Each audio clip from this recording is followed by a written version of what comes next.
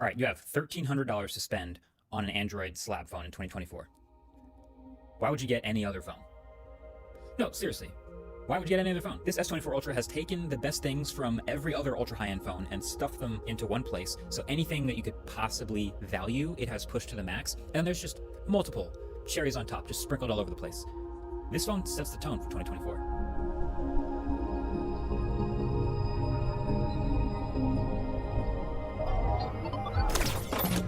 So the formula for Samsung's Ultra phones has evolved a little bit over the years. At first, it was just the most numbers, the biggest megapixel count, the most zoom and all that. Then it added the S Pen and got a little more refined, and it replaced the Note. Now it's just everything. It's just everything in one place. It's all the best hardware, all the best software I can think of, all in one phone. So on the outside, like I said in my early impressions, this phone looks almost the same as last year's phone. But if you think this phone is almost the same as last year's phone, turns out you're missing a lot. So the more you use this phone, the more you look for weaknesses, the more impressive it gets. So maybe what? You're a screen snob, right? You like to pixel peep. Maybe you were thinking about getting one of the ultra high-end Oppo or Xiaomi phones just for an amazing screen. All right, well, look no further.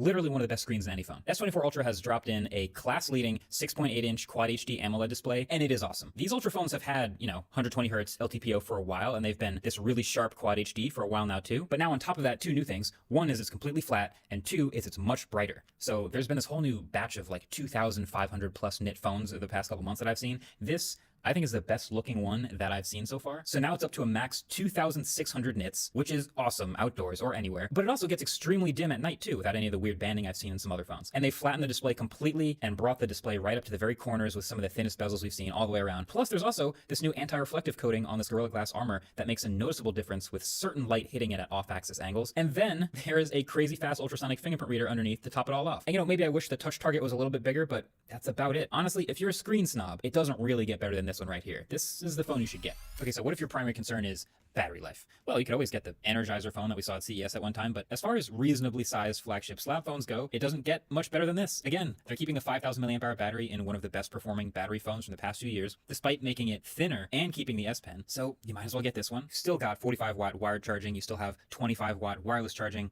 and just battery life wise, I was able to have long days with no problems with 6 hours plus screen on time. I was able to baby it into getting 2 full days. That's at 1440p, at 120 hertz, and with high brightness use. So yeah, why get anything else? So okay, what if then it's just performance is the main thing that you care about?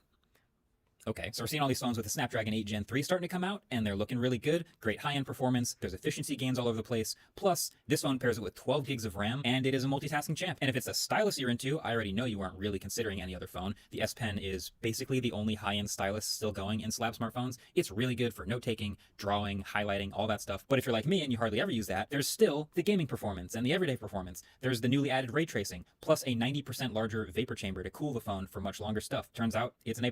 Now, you could always get a gaming phone and squeeze 5 to 10% more frames out of a Snapdragon 8 Gen 3 with some huge badass cooling setup, and that's great.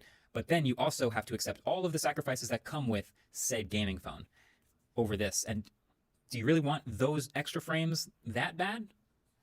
Depends on who you ask. Okay, cameras. There's a lot of other phones out there that you could buy if your $1,300 specifically has to go to the best cameras. The Pixel just won the blind camera test. Sony has the best manual mode. Like, there's other great camera systems. But here's a way to simplify it. I think in evaluating smartphone cameras, there's basically two ways to review them. There's the utility, the actual technical evaluation, and the aesthetics, the art of it, the subjectivity part. And I think utility-wise, like on paper, specs-wise, this camera's got it all. Like you've seen this camera array before, there's 4 cameras on the back of this phone. Turns out they're basically the same cameras as last year's S23 Ultra, except for one. So there's a primary camera, an ultra-wide, and a pair of 2 different telephoto cameras. The primary camera is still the ridiculous 200 megapixel sensor with all the same pros and cons. It's consistent and versatile across the board. It has great dynamic range. It's a quick shooter with quick autofocus, and it's also always binning down to 12 megapixels, and you should almost never switch it to the 200 megapixel mode unless you have incredible lighting. It has an ultra-wide with a bit of distortion near the edges, but it's actually meaningfully wider than the primary camera, so it's really fun to shoot with, even though the automatic macro mode from it looks like trash, and you should just turn it off anytime it turns your pictures from this to this, pro tip. And then it has a medium range 3x telephoto camera that kicks in smoothly and matches the colors and exposure from the main camera really well. And so the one new thing in hardware this year is they've gone from a 10 megapixel 10x camera to a 50 megapixel 5x camera. So technically shorter optical zoom range, but I would say with the extra resolution, it is actually more powerful. It means all the photos in the gap between 5x and 10x look sharper than last year. And then you can literally put the 10x photos side by side from the S23 Ultra and the S24 Ultra, and the new 5x cropped in actually looks better. Plus you can still zoom all the way in and shoot at 100x if you still want to take ultra stable pictures of faraway objects like the moon. But basically what I'm saying is, utility-wise, this camera system checks every single box. It has everything. So from there, you get into the more subjective aesthetic differences, which you could always lean one way or the other. I mean, looking at these photos, they're still very much Samsung's slightly extra processed looking, a little bit extra contrasty, a little bit higher exposure, a little brighter colors. That still happens with these photos. So you could still convince yourself to lean Pixel or even iPhone.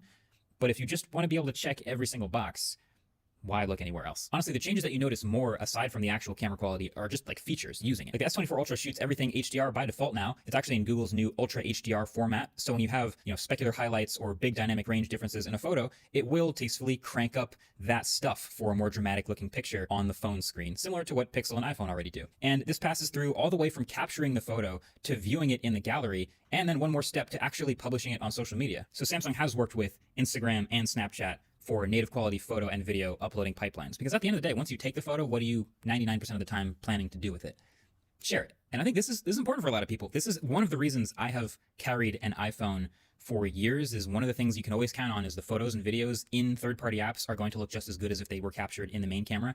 And now you can actually say that that is true now about photos and videos from this phone, at least in Instagram and Snapchat. All right, maybe you're a software person. Maybe the top of your list when buying a new smartphone is you want the smartest smartphone. It's got to have all of the software and AI features, and honestly, it should have a nice long roadmap ahead of it of on-time software updates. Sounds like I'm describing a Pixel, but turns out this phone now has a ton of helpful AI features built in that are actually good. They make a meaningful difference to everyday use. Now, the funny part about a lot of this is a lot of these features are made in partnership with Google, as you'll see. And I can't help but keep thinking, like, it feels like Samsung needs Google to have all of these features in their phone to compete, especially against the iPhone.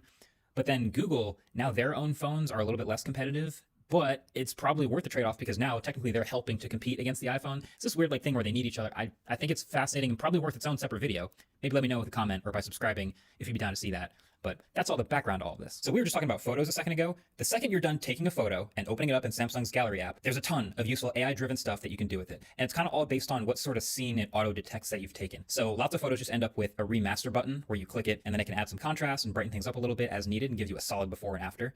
But if your photo has some glass or a window, it'll show you an erase reflections button. And then you can literally go in and circle the reflections you want to get rid of, and it'll generative fill what should actually be in the glass. And it works pretty well. Now with this photo, I didn't take it in portrait mode, but it's recognized that there's a subject, and so it'll offer to add background blur. And even without a bunch of extra depth information, it analyzes the subject and it lets me add a little bit or a lot of background blur with a pretty damn good cutout, if you ask me, to just create a portrait mode shot out of thin air. But if you ever really, really want to go crazy, there's a whole separate magic editor that feels exactly like what we just got with the Pixel, minus any restrictions. It's never told me it can't do something. So you open any photo, hit that edit button, and then there's this little blue-green button with the stars. That's Samsung's new magic editor. And once you're here, you can just go nuts. You can move the subject around a photo and have it generative fill in the background, or you can have it remove things entirely from the foreground or the background of a photo, like photo bombers or just unnecessary random objects. I actually found this super useful, but probably actually my favorite one, underrated. You know how normally when you need to tilt a photo, like fix the horizon, you end up cropping in and losing some of the outside of the photo?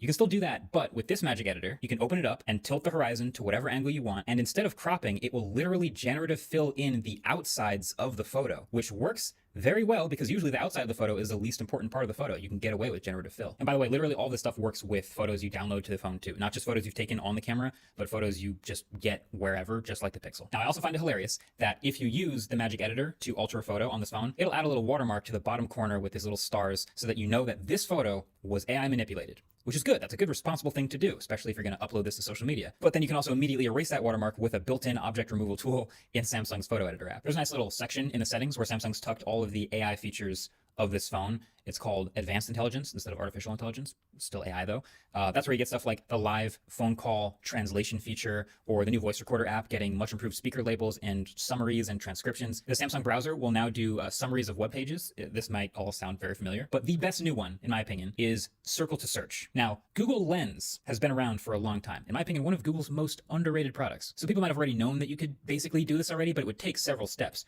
Circle to Search just makes it one step. It's much faster. It's pretty awesome. You literally just hold down on the home button or the gesture bar at the bottom and then circle or tap whatever on your screen that you want to Google search. And it just immediately Googles over the top of whatever you were doing without leaving that app. And it's so useful. Just even during the week I've been using this phone, I've searched pictures, parts of pictures before. It almost always works, just like uploading it to Google Lens. I've searched objects right in front of me through the camera viewfinder. I've searched random landmarks. You can also search text, and you can even append text to your search. And I was just constantly impressed by how fast it is. And it basically works as expected every single time. The one fidgety part is sometimes selecting text gets a little weird. Using the S Pen can solve that a little bit to just get a more precise selection. But yeah, once you do it, it's much faster than if you're going to use Google Lens, having to like take a screenshot and then upload it through Lens and then maybe have to crop it and the whole thing. This is just fast. Now, real OGs will know that there used to be a feature on Pixels called Now on Tap. It was like the same exact thing. Hold the home button and it would just Google whatever was on your screen and help you out. But that was everything on your screen. And they kind of ended up wrapping that into Google Assistant. This is just so much faster and more selective. Also, Pixels are going to get this feature very soon as well. But then bonus points, if you really love software, Samsung is now promising 7 years of security updates and 7 generations of major software updates on this phone, on this S24 lineup. I assume 7 generations of software updates is basically 7 years. That means this phone will be up to date in 2031. Loving that. So we know the common wisdom was that if you wanted 4, 5, 6+ years of software updates, or if you want every single little software and AI feature, you basically had to go iPhone or Pixel. But now that this phone also has that, why get anything else? But speaking of the iPhone, they're going at them too. Now, I know I said in the beginning of this video, $1,300 slab Android phone. So I know the iPhone 15 Pro Max was never really on the table. But if we're being honest, Samsung has never been shy about competing directly against the iPhone.